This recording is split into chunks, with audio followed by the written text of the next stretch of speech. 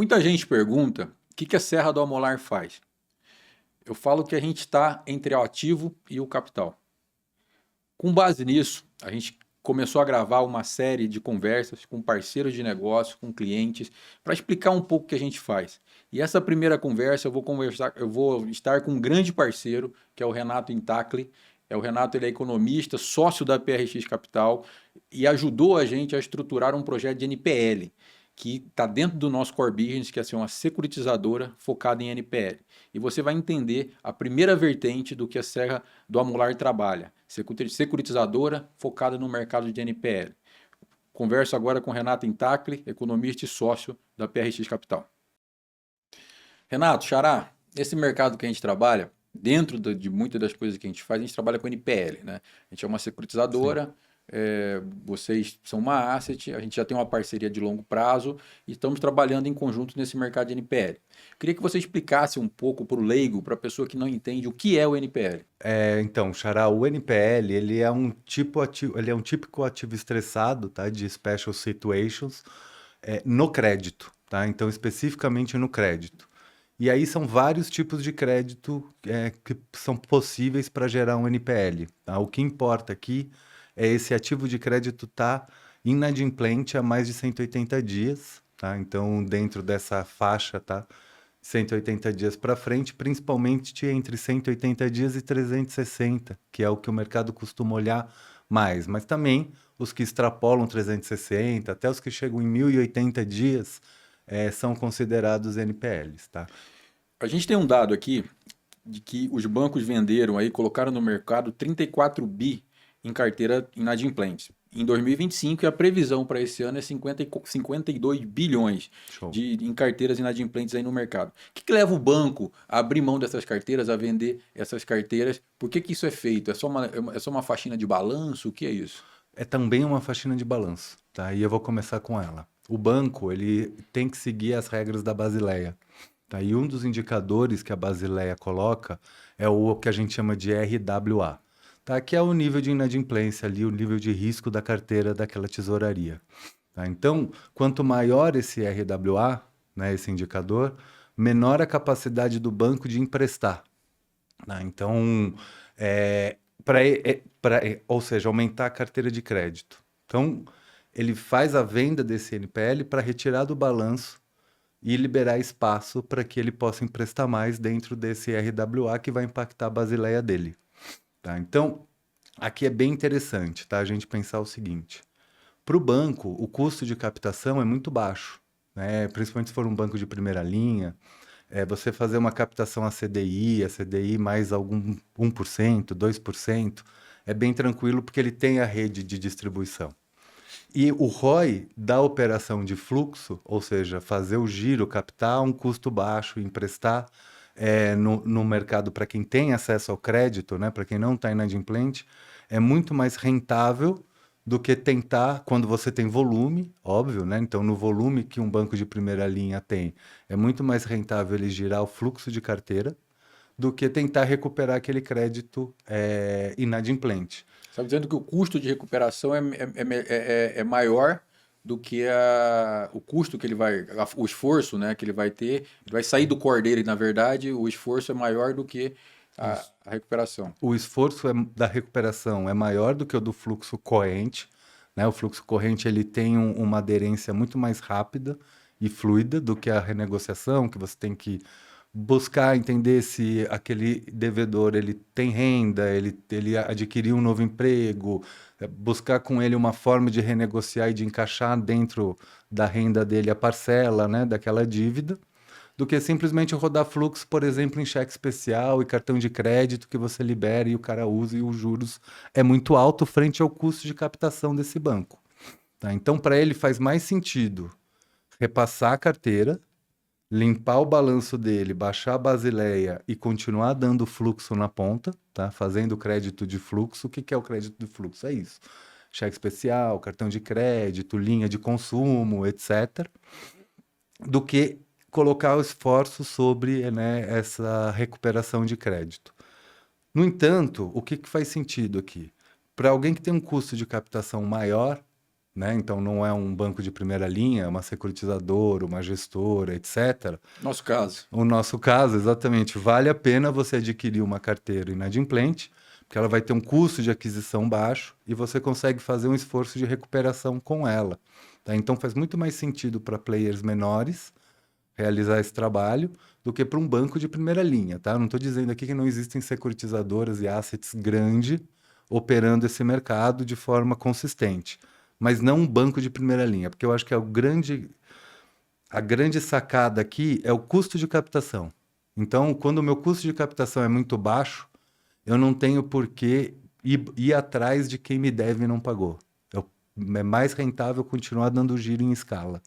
Quando o custo de captação é alto, começa a fazer sentido fazer as cobranças e começa a fazer sentido adquirir carteiras inadimplentes com custo muito menor dessa compra do ativo que pode ser recuperado a partir de um trabalho especializado e específico também, não massificado, tá? Que é o que o banco costuma Eu fazer. costumo dizer, Xará, que é uma questão inclusive social. Sim, Essa atividade de NPL em securitização, que é o nosso caso. A gente, como operador de mercado, a dívida parada ela não interessa para ninguém. Não interessa para o banco, que ele não pode ficar com isso no balanço, não é o core dele sim, também estruturar essa cobrança, que é o que nós exato. fazemos. Originamos essa dívida, estruturamos essa cobrança. E não interessa para o devedor, porque o devedor segue travado. Então ele segue ali nos birôs de crédito, ele segue com esses problemas todos que evita a economia de girar, né? Então, Perfeito. e a securitizadora, que é no meu caso, formação jurídica, eu vou ser economista, então a gente entende que é complementar. Eu costumo dizer que uma securitizadora NPL é um mix de jurídico, É isso mesmo. econômico, financeiro, que faz essa roda girar e faz inclusive essa questão social. E eu vou te trazer um outro dado. Hoje a gente tem 82,8 milhões de pessoas, quase 83 milhões de pessoas em algum birô de crédito, seja Serasa, seja SPC, Perfeito. seja em algum outro birô aí, mas que caracteriza essa inadimplência. Eu não sei esse dado exato, também acho que você não vai ter isso tão preciso, mas eu acredito que seja de 60% a 70% da população economicamente ativa do Brasil. Tá? Perfeito. A gente está vivendo um cenário de juros alto, um ciclo de alta de juros já apontando para queda, com uma queda pequena. O manto aí de todo economista é juros sobe, inadimplência sobe. Juros cai, inadimplência cai. Não é o que a gente está vendo. A curva da Perfeito. Selic está para baixo e a inadimplência continua alta. Você acha que isso é um reflexo que vem desde a pandemia? O que está acontecendo aí? O que pode ser feito para melhorar essa questão macroeconômica? Tá, legal, vamos lá.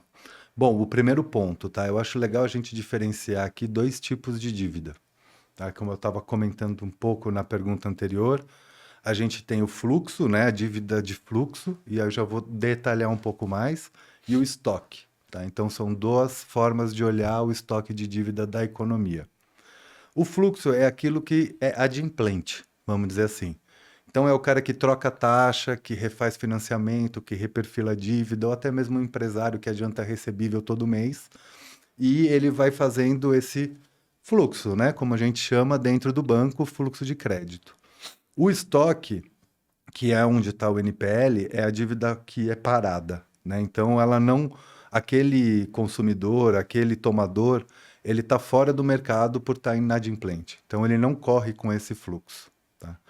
E aí onde eu quero chegar? Quando a Selic cai, ela cai para quem está no fluxo, não para quem está no estoque, tá? Então essa é a grande coisa. Então, e aí eu já vou chegar na inadimplência, tá? O aumento da inadimplência que daí é outra coisa. Mas quando a Selic cai, ela cai para quem troca recebível todo mês. Então ele vai pegando essa curva da Selic para baixo, fazendo os adiantamentos mensais. Quem está no estoque, ele fica com a dívida travada e tem que renegociar. Obviamente que conforme vai passando o tempo e esse PDD vai ficando cada vez mais estressado, a tendência é você conseguir uma taxa cada vez menor de negociação com um espaçamento maior de dívida encaixando ali dentro da renda do tomador, né? Vamos dizer assim. E também a queda da Selic faz com que o dono da carteira de NPL tenha um incentivo maior a baixar um pouco, tá, esse custo da dívida por conta de ajuste de mercado. Mas eu acho que isso importa menos, porque os descontos são tão altos que eles sobrepassam qualquer queda de taxa, tá? Então, para fazer essa negociação. Aonde entra a questão do aumento da inadimplência e queda da Selic simultâneo, tá? Que daí eu acho que tem um erro de leitura dos economistas muitas vezes, tá? Com certeza, a queda da Selic, ela baixa a inadimplência porque ela deixa o dinheiro mais barato. Mas estar mais barato não significa que você pode comprar, vamos dizer assim, né? Vamos chamar assim. Você precisa ter renda para comprar. Então, se o produto tem uma taxa de... Vamos supor, se a taxa de juros sobe anualmente, mas minha renda sobe mais do que o percentual de taxa, consequentemente eu tenho cada vez mais poder de compra mesmo a taxa subindo. Então, para mim, a renda ela tem muito mais relação com isso, com a questão da inadimplência, do que a própria taxa. A taxa, então, deixa mais barato, ou seja, fica mais fácil encaixar na renda, tá? Eu não estou negando isso. Mas se você tem o caso brasileiro hoje, que você tem uma taxa de desemprego beirando o pleno emprego ali, né? A taxa de desemprego muito baixa, mas a renda não sobe, por conta de N motivos que eu acho que não é o caso aqui, né? Uberização e etc., né? Que o cara perde o emprego, mas ele não aparece como desempregado porque ele consegue um emprego que remunera menos.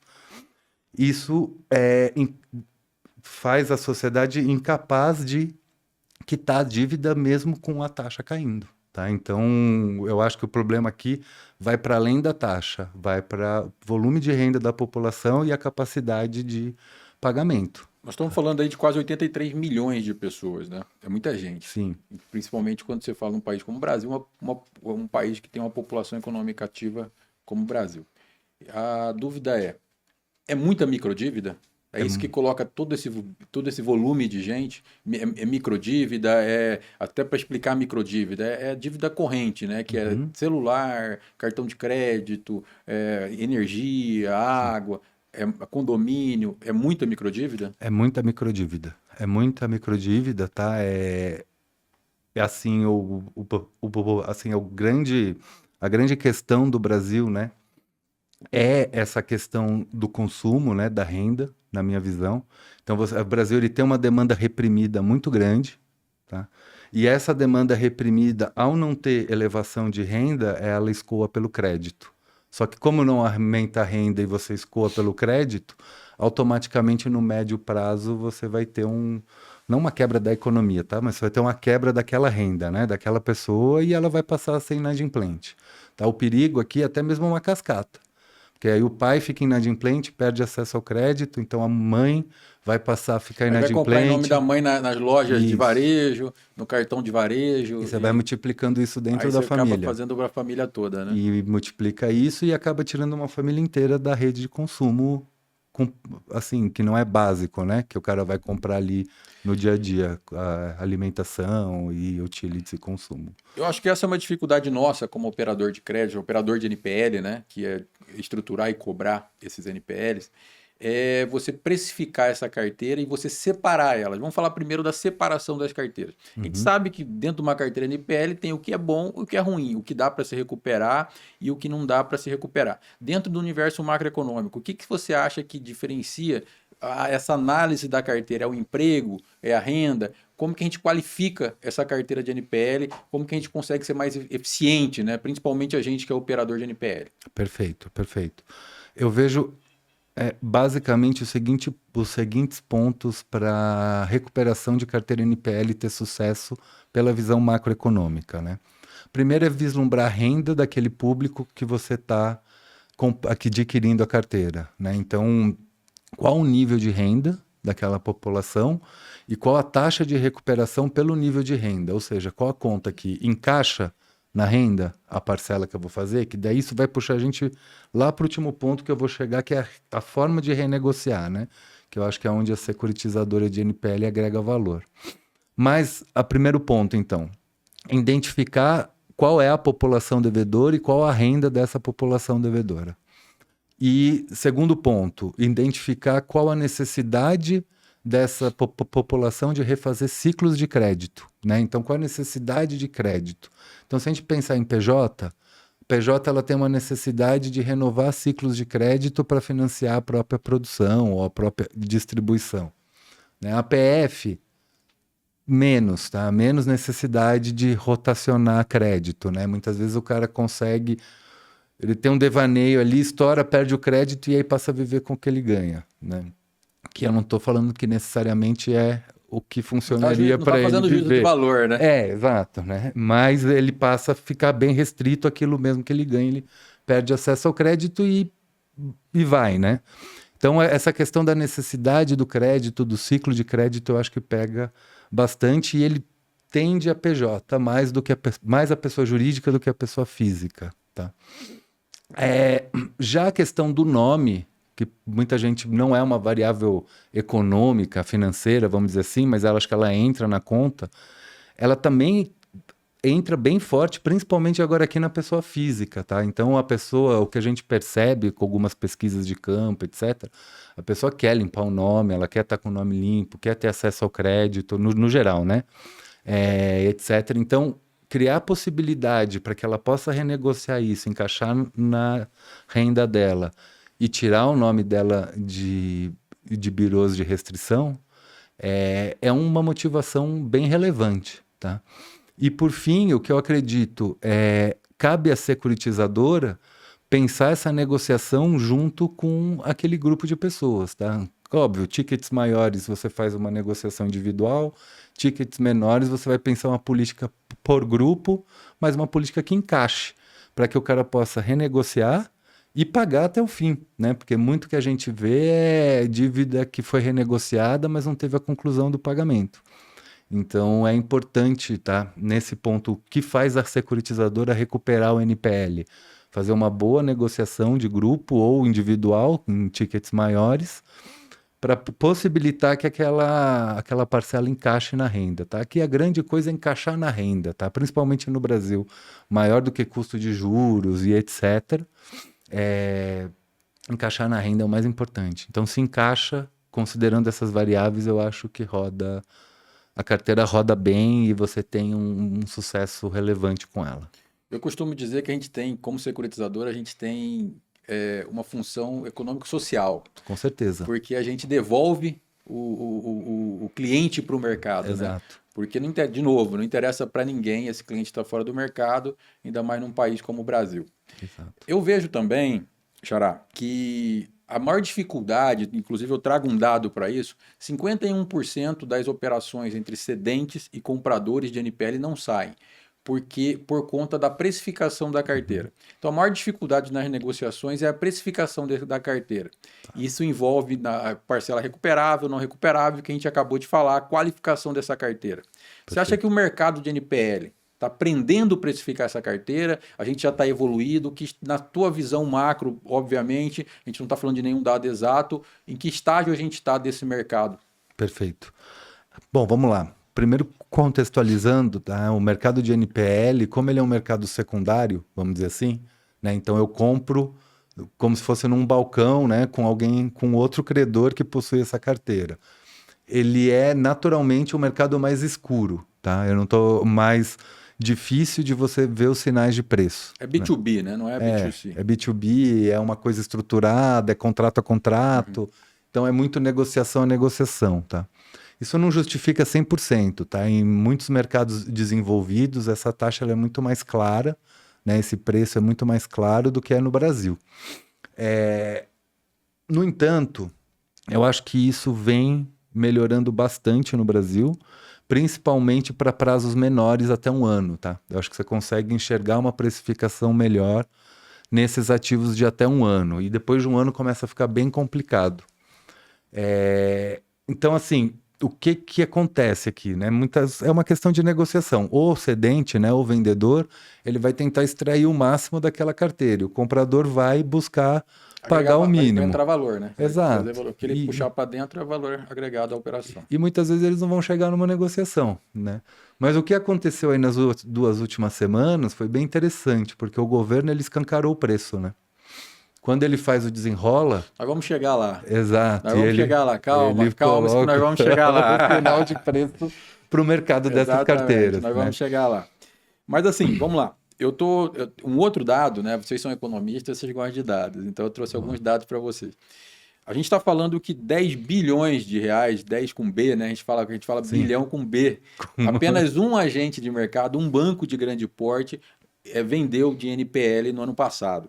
quase um terço do mercado de 2025. O que é isso? A gente já falou um pouquinho por que os bancos vendem, por que não, mas eu queria saber o que é isso. É custo, é incentivo, é foco, é core business. O banco realmente está focado no que ele sabe fazer e acaba devolvendo para o mercado essas oportunidades de estruturação e cobrança, porque ele entende que tem gente mais qualificada e mais eficiente que ele fazendo isso, ou não? É simplesmente o ciclo do mercado. Show. Bom, eu acho que o banco vê uma eficiência maior em quem é especializado nisso, tá? Então, ele acaba repassando, entendendo que essas empresas, né, FDICs, NPL, securitizadoras, que são os principais compradores, eles têm uma capacidade de nicho, tá? Maior em recuperar. Então, acredito que tem esse viés.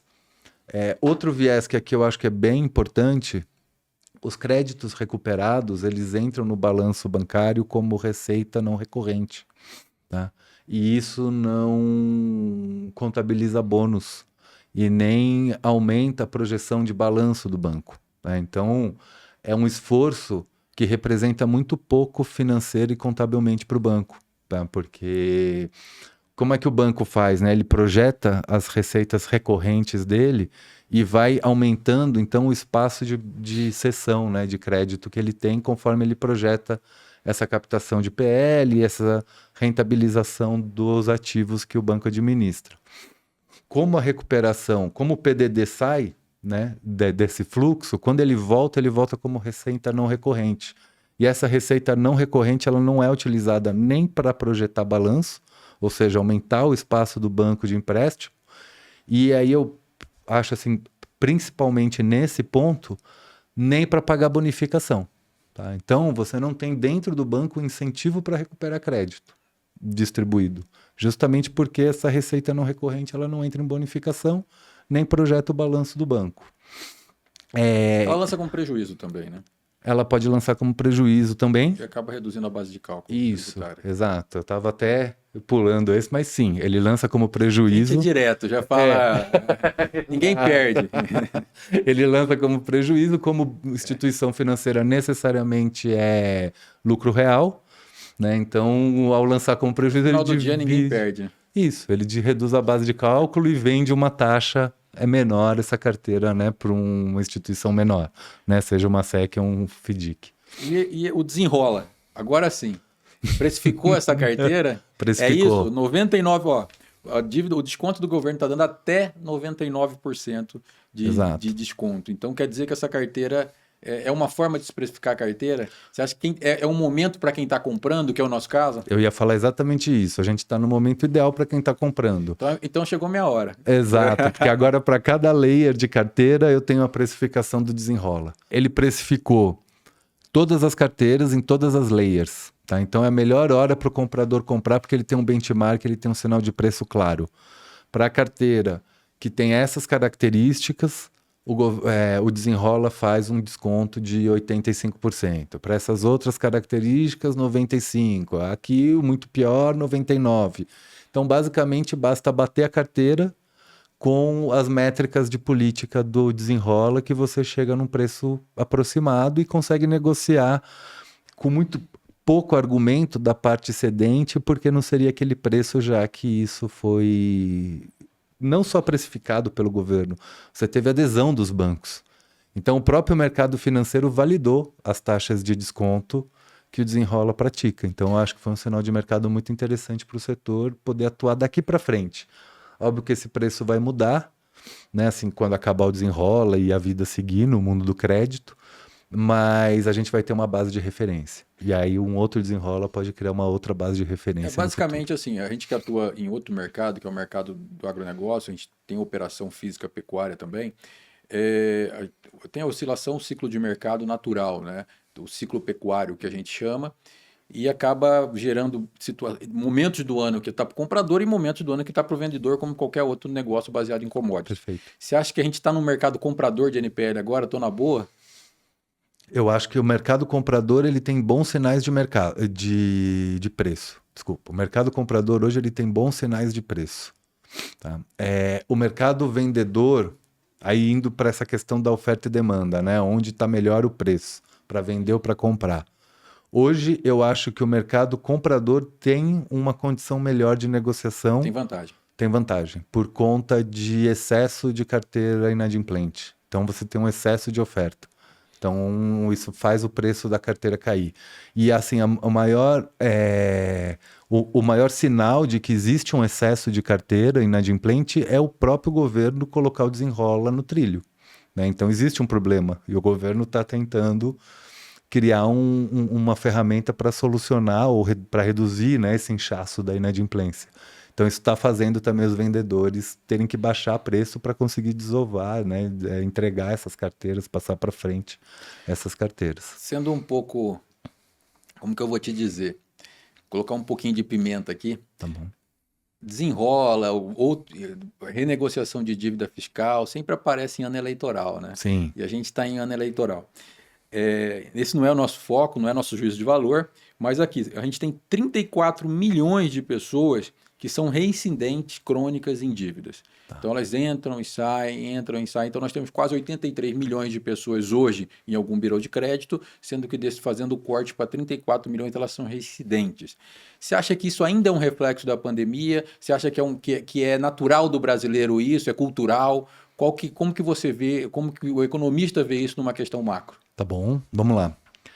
Eu acho que aqui eu vou responder com 3 pontos, tá? O primeiro, mais estrutural, eu acho que é uma questão de renda, tá? O Brasil é um país com renda ainda Baixa. muito caminho para crescer, uma renda baixa, tá? Então, renda baixa automaticamente cria uma estrutura frágil para Tanto que eu crédito. acho que 70% do NPL é dívida baixa, né? Exato. E muitas vezes a pessoa toma uma dívida, só a dívida é muito próxima da renda, né? Ou seja, ela impacta muito o percentual da renda, e aí qualquer problema que acontece, ela já fica sem dinheiro para cumprir para cobrir essa dívida e volta para inadimplência, né? Aí ela consegue uma renegociação ou passou um tempo lá de baixa contábil, ela deixa de ter aquela dívida e aí ela vai buscar o crédito e aí mais uma vez alguma coisa acontece e ela passa a não conseguir pagar de novo, né? Então, acho que tem essa questão da renda ser restrita.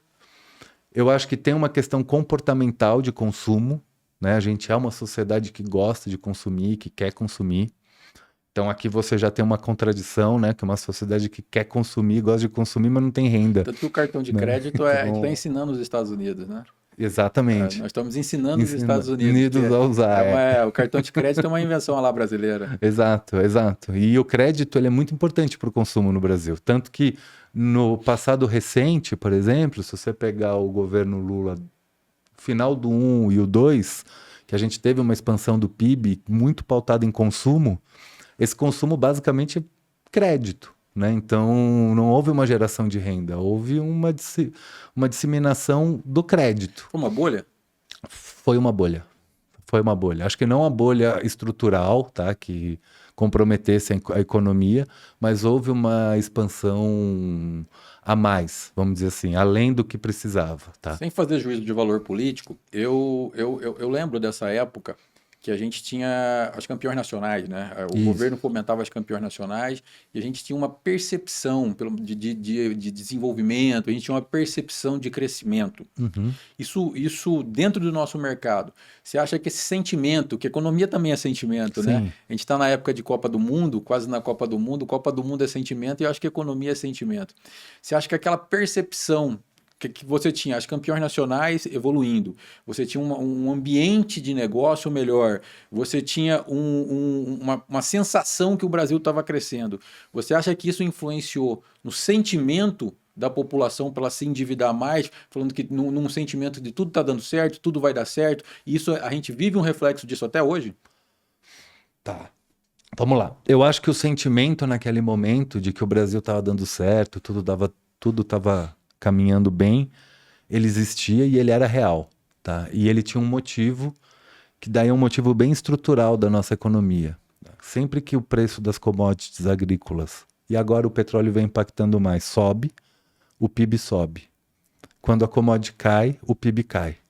Então, a correlação entre PIB Brasil e preço das commodities em Chicago é muito correlacionado. E esse momento, o que mostra uma fragilidade da nossa economia, tá? Mas na minha visão, nesse momento, o Brasil, as commodities estavam caras e o Brasil estava conseguindo acumular muita divisa no comércio internacional. Esse acúmulo de divisa, além de, né, melhorar as contas públicas, que é um dos principais indicadores aí para impulsionar a economia, né? Quanto menos dívida o governo tem, mais poder de política econômica para impulsionar a economia. E aqui o governo foi auxiliado com essa questão do preço da commodity, fez as reservas nacionais crescerem muito. Então deu muito espaço de manobra para o governo Lula, que de fato gerou um crescimento naquele momento. E de fato teve uma percepção de melhora, né? Tinha até o Cristo Redentor decolando na The Economist, etc., de melhora na população. Né?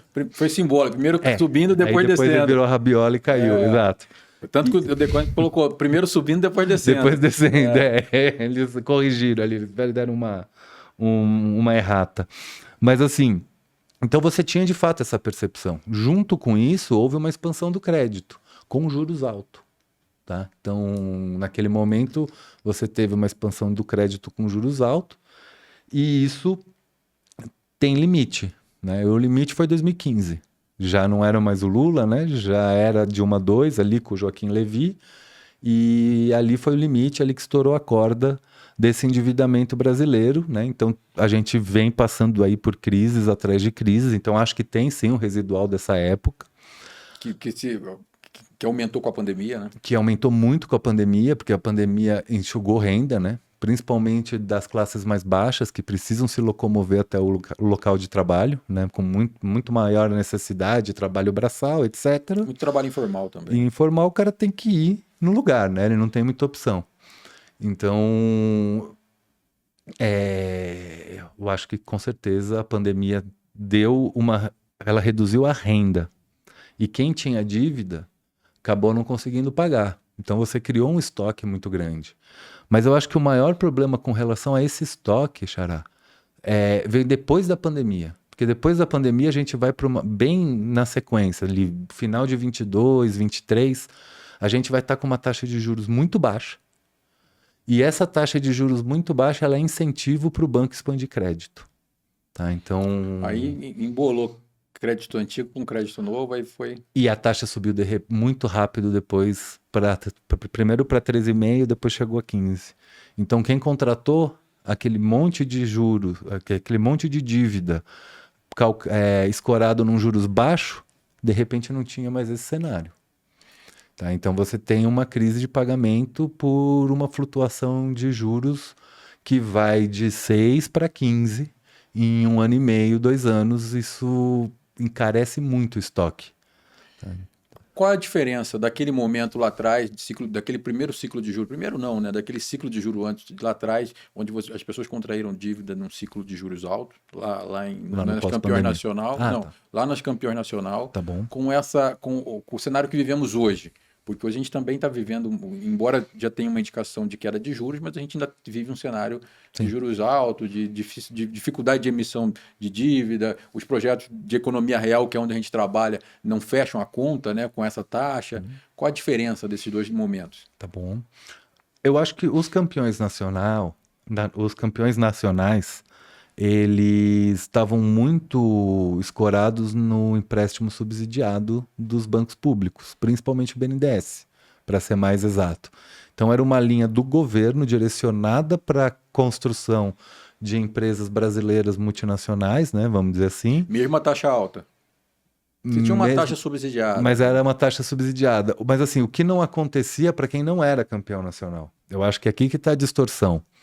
E aqui que eu acho que o governo errou, tá? Fazendo o juízo de valor aqui mesmo, porque eu acho que você tem que criar condições para todos, né? Isso é um empreendedorismo, não é um discurso demagógico falando, democracia para todos. Não, para todos porque o empreendedorismo e a competição, ela se dá para todos. Quando você escolhe um campeão e subsidia ele, né? Aquela pessoa, né? Aquela empresa, aquele empresário, você automaticamente cria ineficiência porque você não acaba com a competição, né? Então, quando um empresário tem acesso a crédito subsidiado e o outro não, Você está dando mais margem depois do EBITDA, vamos dizer assim, para o que tem. Então você está criando uma distorção e essa distorção vai criar ineficiência, que foi o que aconteceu ali com os campeões nacionais. A gente teve um problema de ineficiência.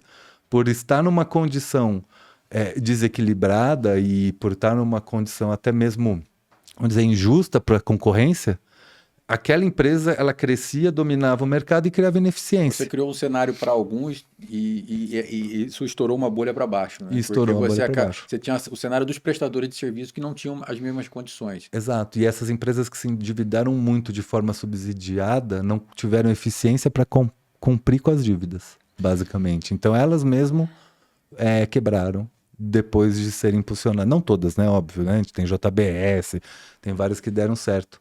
Mas várias outras não deram certo exatamente porque você nunca acha que esse ciclo vai parar, né? Você sempre acha que você vai ficar renovando esse crédito subsidiado e vai dar manutenção para a ineficiência, mas o calendário sempre há político... renegociação, né?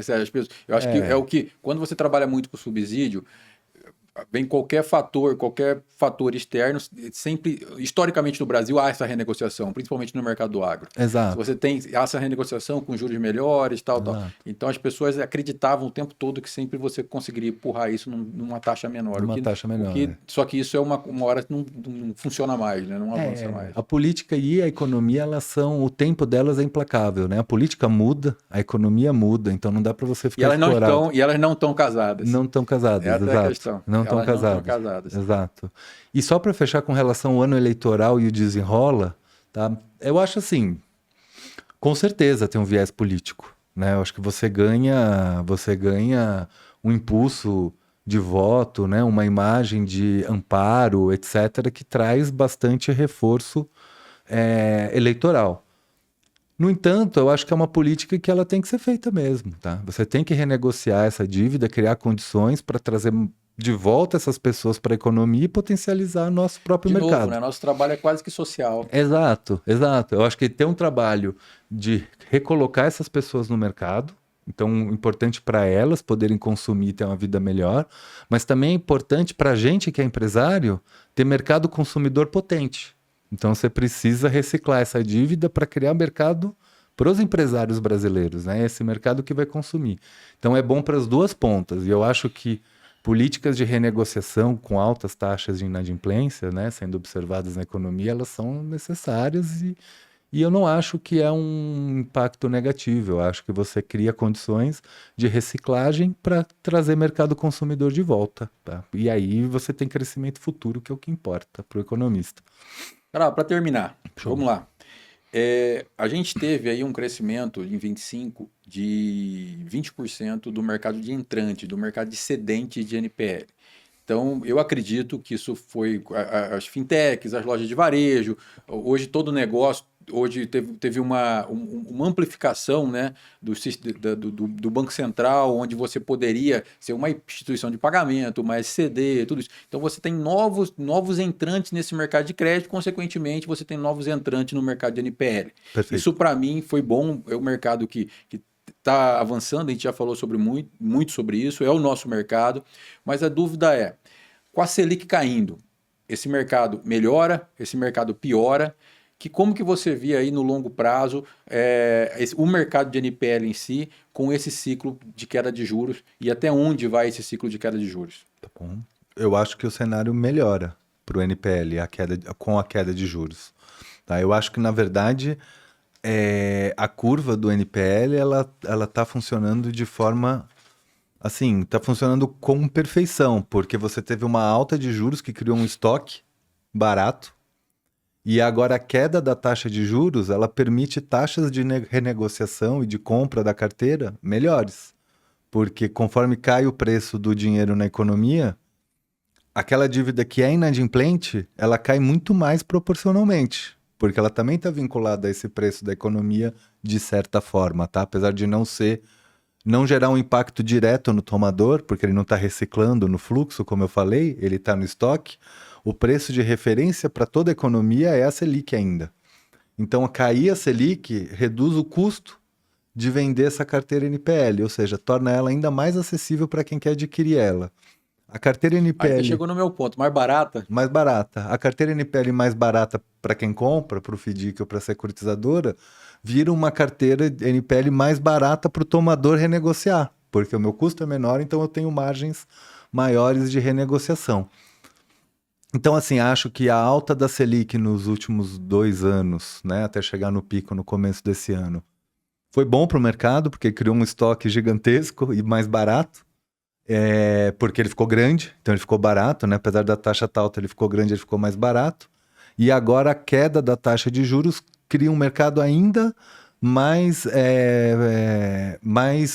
acessível para o comprador do NPL e mais fácil de recuperar, porque como ele passa a ser mais barato essa carteira, você consegue repassar na ponta uma negociação mais barata. Então acho que hoje a gente está no melhor cenário para trabalhar NPL no Brasil. Fico feliz, né, Charles? Porque a gente vem trabalhando esse projeto já há algum tempo, já há Sim. um ano, né? Essa entrada nossa no mercado de NPL como securitizadora. Vocês da PRX como um todo, né? Você, o Diego e o Vini são grandes parceiros nossos. Quero te agradecer Eu que agradeço, e essa Xará. visão macro aí desse mercado de NPL. E vamos que vamos. Eu acho que tem muita coisa para a gente fazer nesse mercado nesse ano. E a gente vai seguir aí com força total 26, 27, focando nesse mercado. Perfeito. Vamos aguardar o desenrolar dos próximos capítulos políticos eleitorais, né? Perfeito. Porque isso vai influenciar diretamente, acho que nas taxas de mercado, Com mas eu tô confiante aí que 2027, independente do cenário político, vai ser um bom ano para esse nosso segmento. Obrigado, Renato, obrigado todo mundo lá da PRX, pelos grandes parceiros que vocês são nossos. Pode deixar aí. Eu que agradeço. Eu vou te chamar de Xará, né? A gente tem o mesmo nome. Então eu que agradeço, Xará, pelo convite, por poder vir aqui conversar um pouco com vocês. A Serra é nossa parceira já há muitos anos, né? Desde o começo lá, né? Com placa solar, energia fotovoltaica, né? Eu trabalho com pecuária, até esse desenvolvimento que a gente veio fazendo durante, acho que uns 8 anos já, né? Até a gente chegar aqui nesse ponto que a gente está hoje. A gente é bem grato na parceria, pela parceria, e eu sou muito grato pelo convite de estar aqui hoje com você, podendo conversar sobre economia, sobre o mercado de crédito, sobre aquilo que importa para as famílias, né? Também, que é o consumo delas, né? Então, ele está vinculado à renda e também vinculado a crédito. Então, é muito legal poder falar com vocês. Você tocou num ponto legal, que é o seguinte: a gente opera energia, a gente começou operando energia, começou operando gado, operando pecuária, então a gente conhece a economia real. Exato. E quando eu converso com outras securitizadoras de mercado, eu entendo que esse que é o nosso diferencial, né? A gente sabe a dor do tomador do crédito, a gente sabe a dor do cara que está lá, tá na ponta do projeto. E não é fácil. Não é fácil. Para chegar até aqui, eu sei o que me custou. Exato. Eu sei o que me custou para chegar até aqui. Então, esse acho que é o nosso grande diferencial. Obrigado por toda essa parceria. Eu que agradeço, Renato. Obrigado a todo mundo da Serra. E eu vou mandar um abraço pro pessoal da PRX, com certeza.